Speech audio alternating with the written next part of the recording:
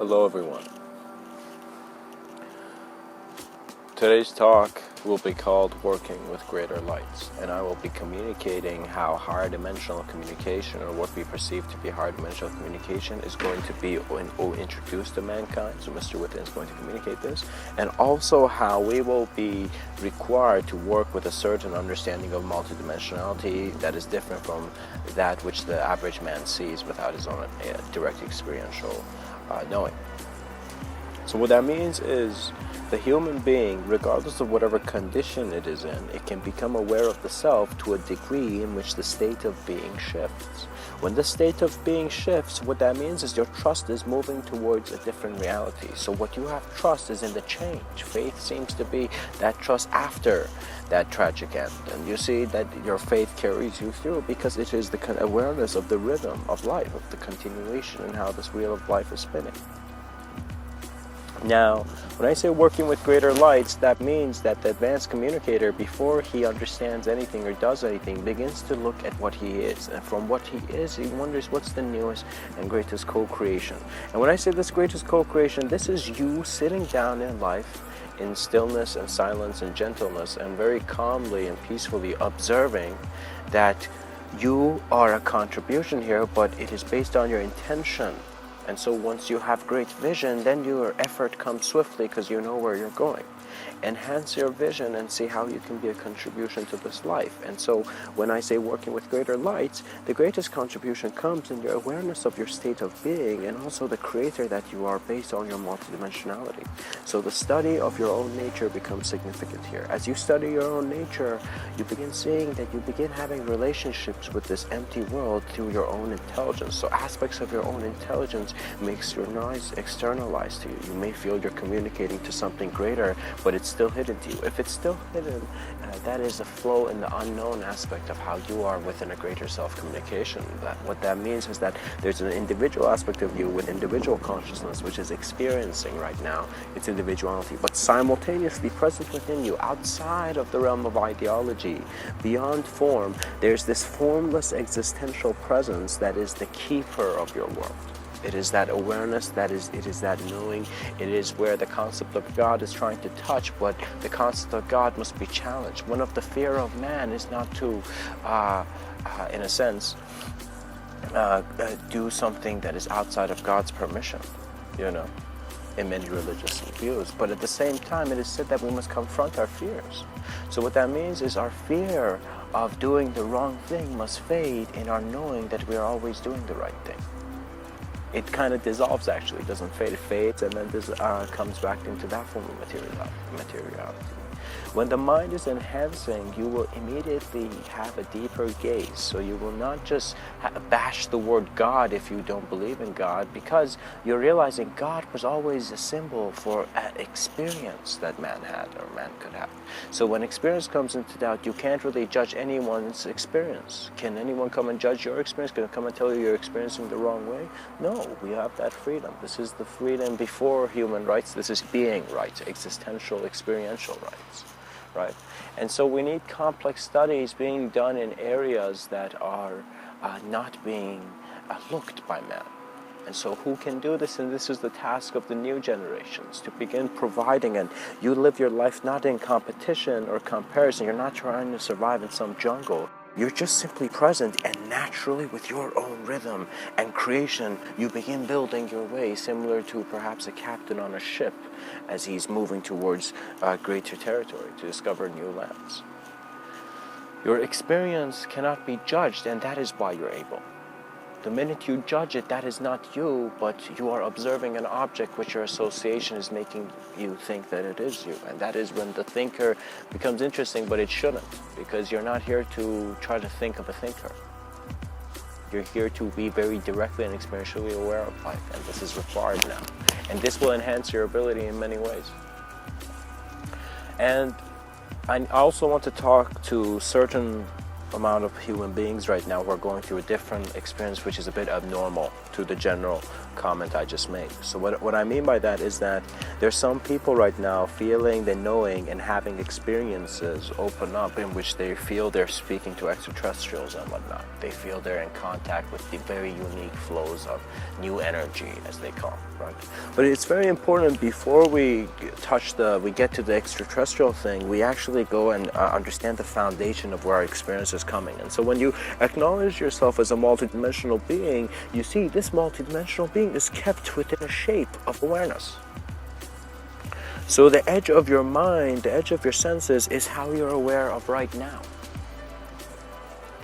So what that means is begin realizing that you are an infinity contained in the container of human form. And as you're contained, you are this unique individual relationship for the whole cosmos. It's like when the cosmos got bored, it was like, all right, what do? It created you, and you are now made here. So become aware of different relationships you have with existence and know there's an aspect of your own interpretation that is untouchable.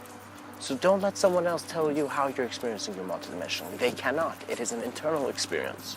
And the external experience which people touch, in which we have very inefficiently called insanity and we put people in boxes, that is not enhancing a mind. That is making a more dangerous mind. The nature of the mind is to thrive and become able, and in its ability, let go of that ability. What that means is after the ship has taken you to where you need to go, you get off the ship. You let go of that reality and move towards greater experiences. So what that means is if I was an individual and suddenly there was an apocalypse, there was the end of ends, what I would do is I would work with my state of being, and I would go sit down on the grass and I would be very calm and gentle, and I would, in a sense, dissolve into the harmony that I observe in this world. And as I close my eyes, whatever transition happens. What that means is we must be able to work with our imagination consciously. What that means is if I talk about subtle realms, I'm also aware of the experiencer that doesn't need that. But this is also the multidimensional context which man has not emphasized, and so hopefully with my communication here, we can establish a platform for imagination, because we are great receivers, you know.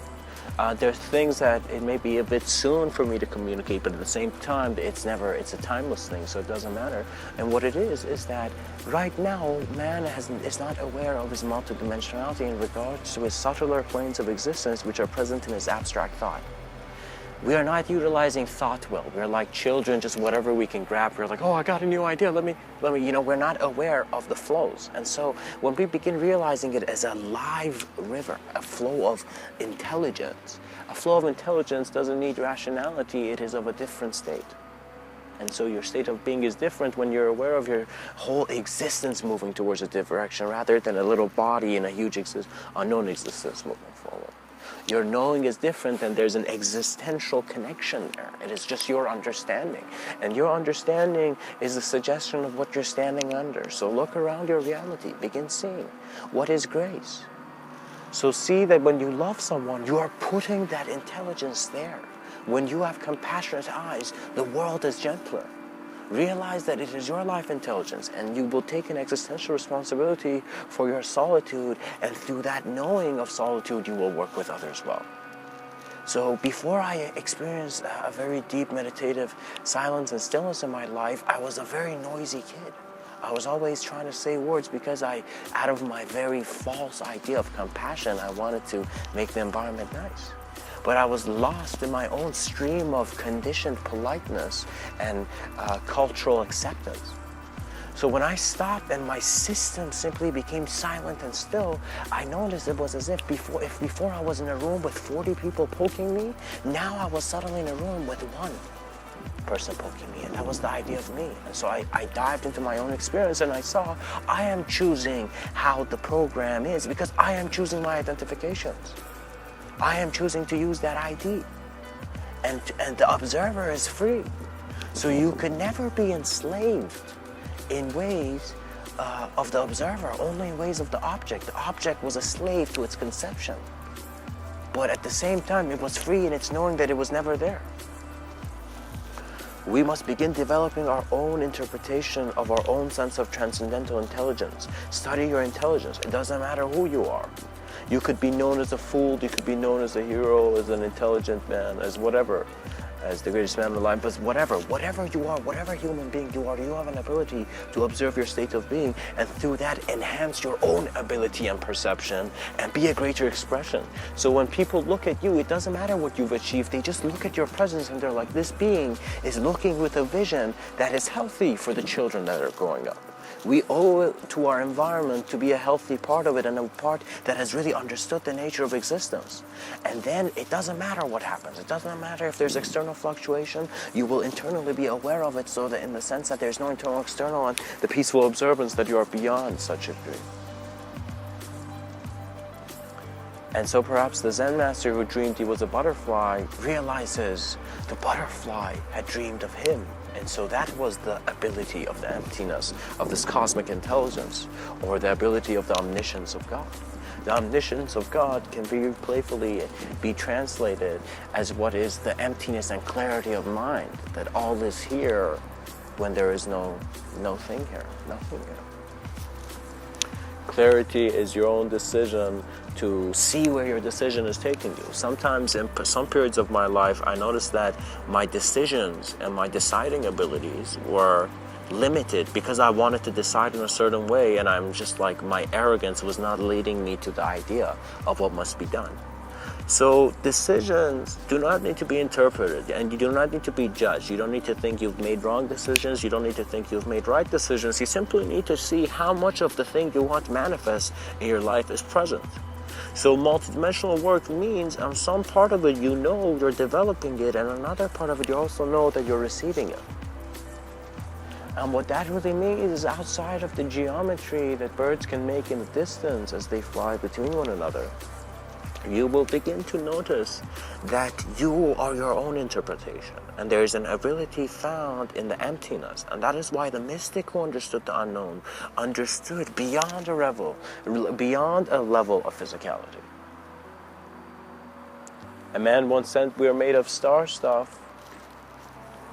That's true, but we're also made of a transcendental view which has no words and is unspeakable, so they just forgot to mention that because they couldn't.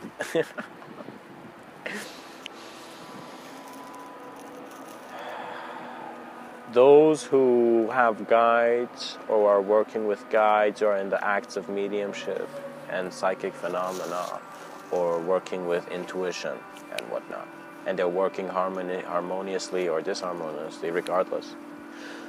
Before you do anything and you do abstract work like that, Mr.Within would suggest that you observe a conscious platform. So before you work with any elusive reality, before you even read too many fantasy books even, or go into deep thought too much, you need to have an awareness to life. You need to have a very clear existence. Or so if you're outside in nature and sitting in the park, you're completely aware of the bench you're on. You're completely aware of where you're placed, and you utilize that imagery of your present existence where everything is present, and then from that you go into deeper thought. So it does not mean that we first see what we have and then we work to see where that happiness has come from, and so then dissolve into the experiencer that knows where it must go.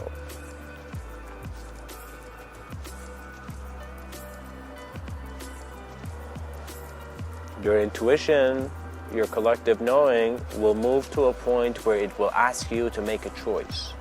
Either keep playing a theater performance with yourself in regards to your spiritual ideology and connections, or stop opening that much your internal world to internal reality into external reality, and simply first be aware of what the external means without your interpretation. First see what you would mean in a system as an empty part of it, and then out of that emptiness begin seeing where it is full. And then you will see that fulfillment was your own observance to see what you are in a more holistic manner. And once you have, in a sense, felt your stillness and your silence and your presence omnisciently here, as the great observance and transcendental view that you are right now, then your multidimensionality, Mr. Within will suggest, especially at this time and for this civilization, development of man where man is right now. Trust life and work with a natural intuition of your whole world. So you are not a spirit communicating to another spirit. Existential intelligence expresses in your moment the way it has to, and so you just trust the moment. That person who's going into psychic work, if you want to really take the next step, trust life to depths you have not before, and then see what happens to your ability. You will perhaps get the beauty and the same glow as was in the yogis and mystics' eyes in the Himalayas. And it wasn't the glow of these physical eyes. It was the glow of the ability of the knowing of the being that he's no longer oriented to this individual body in this individualized space-time conception that can all be a bubble which can burst in an instant of one's self-remembrance. Integration means we do not waste time, in a sense, in quotations, as man said, and we speed up the process.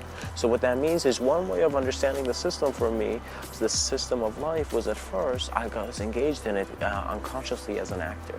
Then I stopped, then I went silently, and so the actor dissolved and I became an observance of the act, and I gained an omniscient view of things. You know what that means is like I didn't need to do something because I was in this blissful experience of seeing reality very open, and in the way that was very blissful for me.